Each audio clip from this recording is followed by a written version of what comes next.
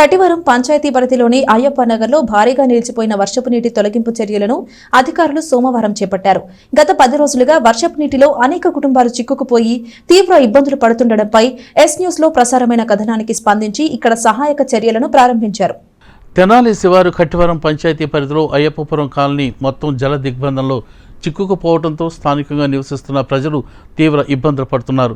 గర్భిణీ స్త్రీలు, చిన్నపిల్లలు, వృద్ధులు సైతం మోకాలి లోతు నీటిలోనే రాకపోకలు సాగిస్తూ తీవ్ర అవస్థలు పడుతుండటంపై అక్కడ పరిస్థితులను వివరిస్తూ ఎస్ ఛానల్ ఆదివారం ప్రత్యేక వార్తలు ప్రసారం చేసింది.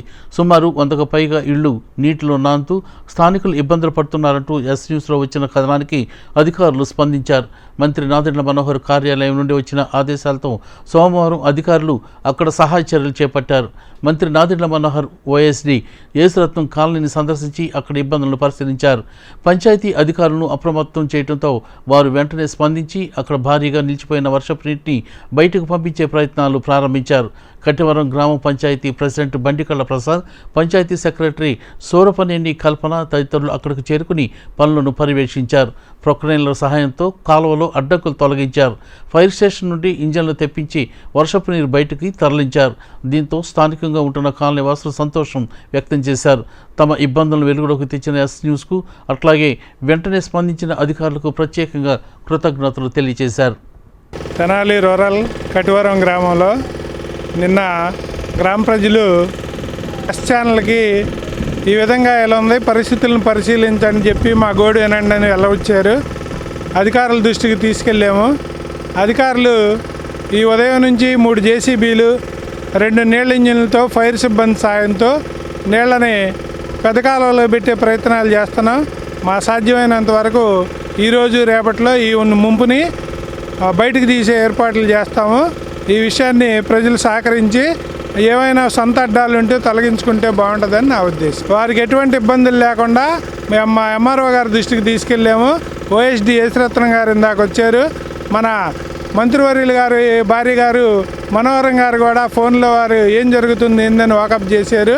తగిన వివరాలన్నీ మేడం గారికి తెలియజేశాము.